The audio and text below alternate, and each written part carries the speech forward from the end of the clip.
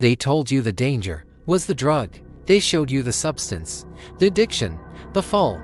But what if that's not the truth? What if the real addiction started long before the first hit? The root of obsession is never the drug, it's the void inside.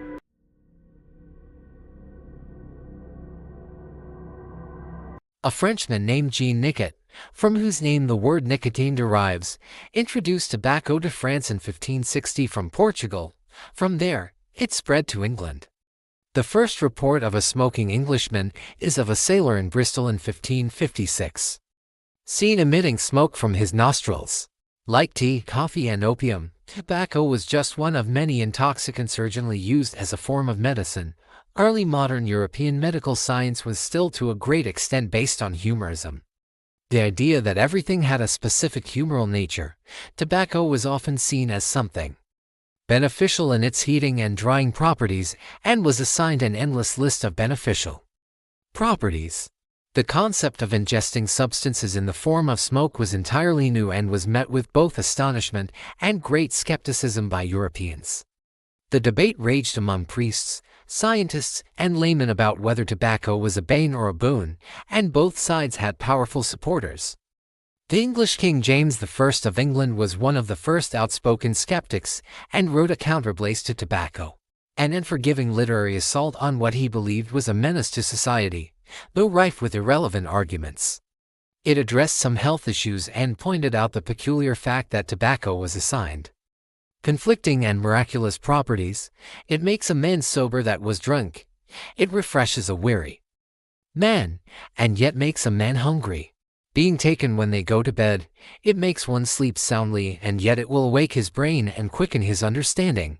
As for curing of the pox, it serves for that use. But among the pock-ear Indian slaves, here in England, it is refined and will not deign to cure any other than cleanly and gentlemanly diseases. Cannabis smoking in India has been known since at least 2000 BC and is first mentioned in the Atharvaveda, which dates back a few hundred years BC. Fumigation, dhupa, and fire offerings, homa, are prescribed in the Ayurveda for medical purposes and have been practiced for at least 3,000 years, while smoking, dhumrapana, literally drinking smoke, has been practiced for at least 2,000 years. Cannabis was burned in an open vessel or censer, rather than being smoked in a pipe or rolled into a cigarette.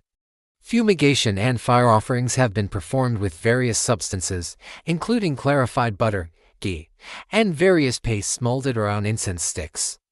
The practice of inhaling smoke was employed as a remedy for many different ailments. It was not limited to just cannabis, various plants were also used. Before modern times, smoking was done with pipes with stems of various lengths, or chillums. Today, dhumrapana has been replaced almost entirely by cigarette smoking. Bidi, a type of hand-rolled herbal cigarette, is a modern descendant, consisting of cloves, ground betel nut, and tobacco. Bidi represents the historical evolution of smoking in the region. In Indonesia, a specific type of cigarette that includes cloves, called kretek, was invented in the early 1880s, as a way of delivering the therapeutic properties of clove oil to the lungs. It quickly became a popular cough remedy. In the early 20th century, producers began to market pre-rolled clove cigarettes. In the 1960s and 1970s, kretek took on the form of a national symbol, with tax breaks compared to white cigarettes, and production began to shift from hand-rolling to machine rolling. The industrial method passed the hand-rolled type in the mid-1980s. Today, kretek dominates up to 90% of the Indonesian cigarette market. The production is one of the largest sources of income for the Indonesian government, employing over 10 million people indirectly. Water pipes were introduced into Persia and the Middle East in the 16th century, originating from India. At first, these pipes were used to smoke tobacco, but very quickly cannabis flowers and hashish were mixed in. As tobacco use exploded across the Middle East and Northern Africa, the hashish trade blossomed within a few decades. During the 16th and 17th centuries, hashish smoking quickly gained in popularity across Eurasia, from Turkey to Nepal. The popularity of this cultural practice peaked in the late 19th and early 20th centuries. Throughout the 18th century, The technique of gathering and drying cannabis plants to make hashish became increasingly widespread. Mass production became necessary to satisfy the rapidly increasing Eurasian hashish trade during this period. Today, the pipes often had several tubes to accommodate multiple smokers, or smokers would pass the nozzle round. In smoking houses that functioned as social hubs in major centers of Muslim culture like Istanbul, Baghdad, and Cairo. Smoking, especially after the introduction of tobacco, was an essential component of Muslim society and culture. It became integrated with traditions like weddings and funerals, and expressed in architecture, clothing, literature, and poetry. There is a reference to tobacco in a Persian poem dating from before 1536, though the authenticity has been questioned. The next reliable eyewitness account is by a Spanish envoy in 1617. By this time, the practice was already deeply ingrained in Persian society. The water pipe, called argil or hookah, was created in Persia. The pipes of the rich were made of finely crafted glass and precious metals, while common people used coconuts with bamboo tubing to smoke cannabis before the arrival of tobacco. The two substances in combination became very popular and were also smoked in normal dry pipes. The water pipe remained the most common smoking tool until the introduction of the cigarette in the 20th century. Foreign visitors often remarked that smoking was immensely popular among Persians. On Ramadan, among the first things many Persians did after sunset was light their pipes. Both sexes smoked, but for women, it was a private affair enjoyed in the seclusion of homes. In the 19th century, Iran was one of the world's largest tobacco exporters, and the habit had become a national Iranian tree. After the European discovery of the Americas, tobacco spread to Asia, first via Spanish and Portuguese sailors, and later by the Dutch and English. Spain and Portugal were active in Central and South America, where cigarettes and cigars were the smoking tools of choice. The English and Dutch had contact with the pipe-smoking natives of North America and adopted the habit. While the Southern Europeans began smoking earlier, it was the long-stemmed pipes of the Northerners that became popular in East and Southeast Asia. Tobacco smoking arrived through expatriates in the Philippines and was introduced as early as the 1570s. By the early 17th century, the kaiseru, a long-stemmed Japanese pipe inspired by Dutch clay pipes, was common. It was even common enough to be mentioned in Buddhist textbooks for children. The practice of tobacco smoking evolved as a part of the Japanese tea ceremony. The keiban became the tobacco ban. The incense burner evolved into a pot for tobacco embers, and the incense pot became an ashtray.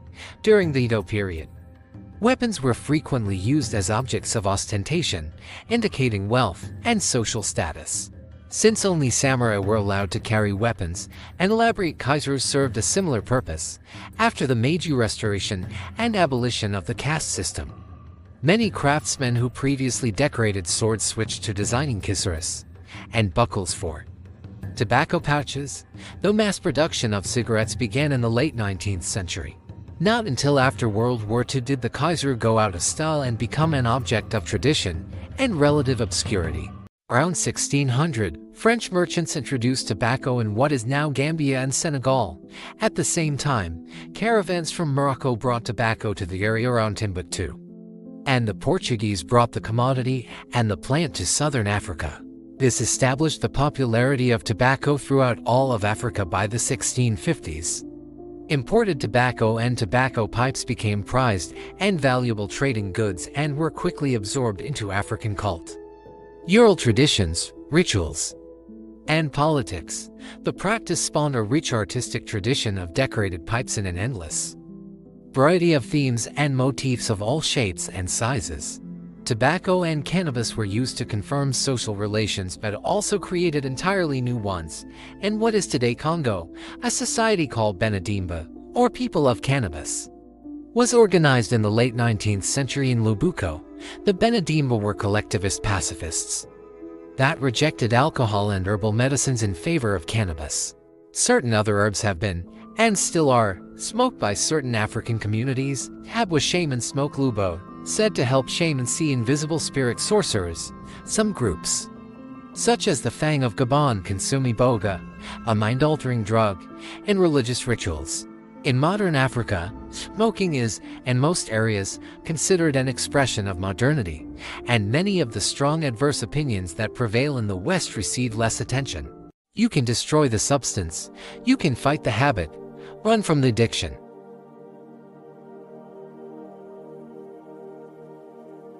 But if you never face what's inside, it will find another way back in.